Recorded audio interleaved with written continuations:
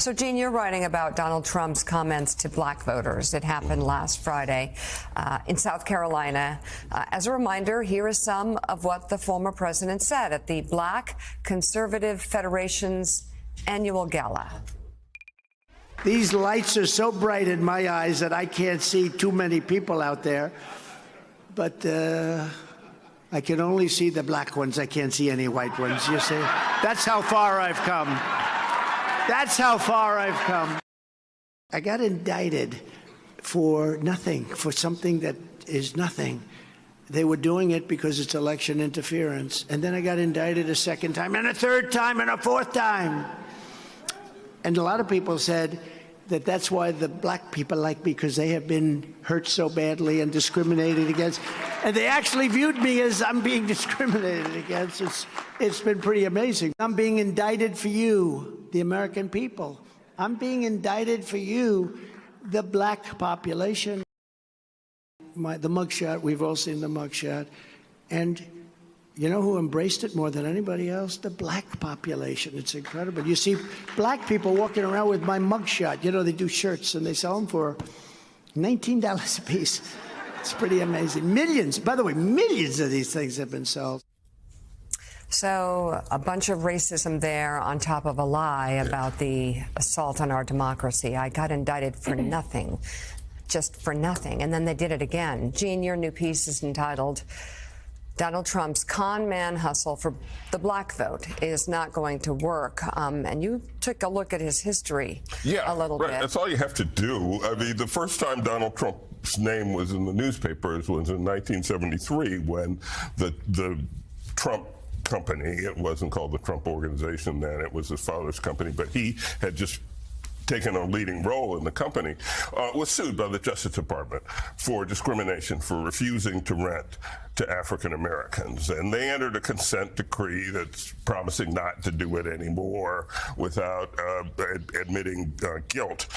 So that was the first time. Then, of course, there was the Central Park Five, the black and Latino men who were wrongly convicted of a brutal rape. He took out front page, full page ads in the New York newspapers saying, bring back the death penalty.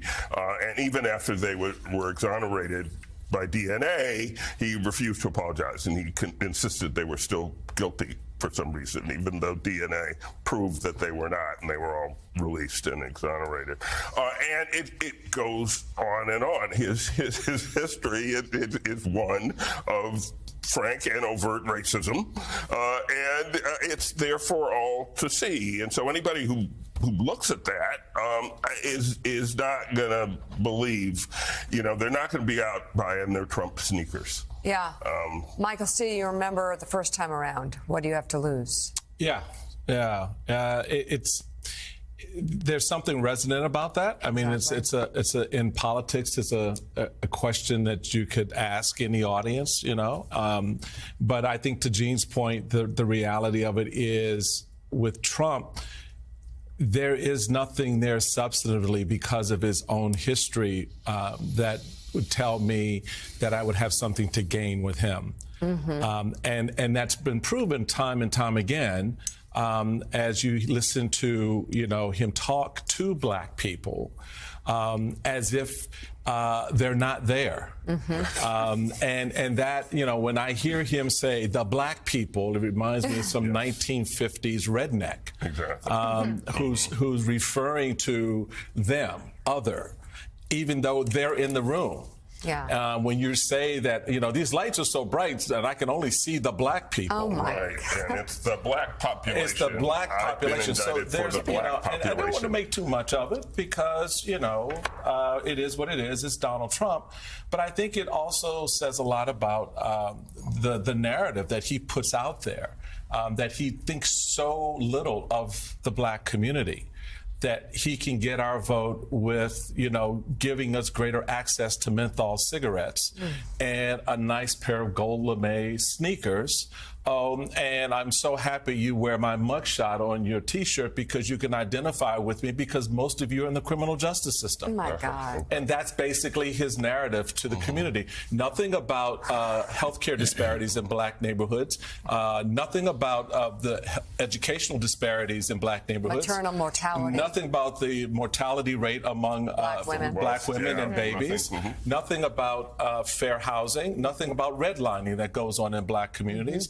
So they come up with some two-bit, here's another little economic development plan we want to put out that most white people benefit from. Yeah. Because there's no resources that are put into black entrepreneurism, seriously put into black entrepreneurism through the black economic engines that exist with those who are creating jobs or trying to create jobs. So, Joe, I just think the whole thing for me is just more of the pandering BS that this iteration of the Republican Party think they can get away with, and that's enough to go in front of black people, refer to them as the black people, and say, hey, you got your sneakers and your menthols.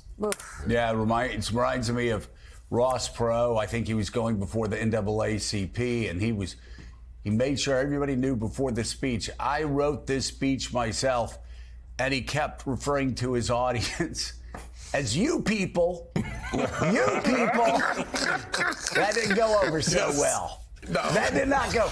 Didn't have the light touch, nor does Donald Trump, who we will remember in 2016 said, "Where's my African American? Where's?" He was at the rally, and he found one black guy in the crowd and pointed to him. And yet, Jonathan Lemire, despite this ham-fisted approach, Trump people still think they're going to increase the black vote for Donald Trump. I mean, and it's like in Michigan and other states, it's like a cornerstone. And they talk about it all the time. Again, I had campaign officials telling me, I'll bet you anything he's going to get 20% of the black vote in 2020. I was like, yeah, I'll take that bet. It's just not going to happen. And you look, again,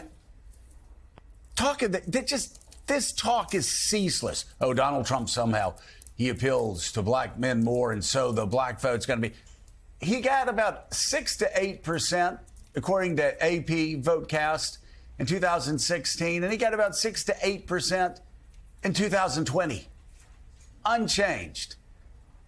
And I bet he'll get about 6 to 8% in 2024. And yet the mainstream media talks about this constantly, just like they used to talk about, oh, yeah, well, Donald Trump did have the greatest economy ever. No, he didn't. In fact, he was behind Jimmy Carter in GDP growth. He was behind 6 other presidents since 1960. It's just this garbage that's repeated so much that actually people, even in the press, pick it up and take it as gospel. Yeah, the Trump people and Trump himself have always been very good about spinning narratives and selling stories that, yes, some in the media buy. You're right. They have been talking for a while now that Trump would do better with black voters, particularly black men. As you just noted, it didn't really happen in 2020. They're making the same case now. We just heard it because of the indictments, because of the mugshot.